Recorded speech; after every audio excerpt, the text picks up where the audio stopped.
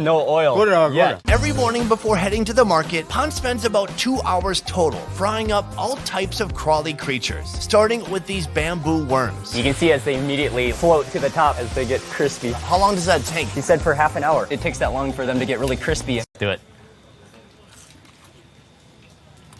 To me, that's yummy. Or like a Cheeto, but even more airy. Yo! So that's what they say. Right?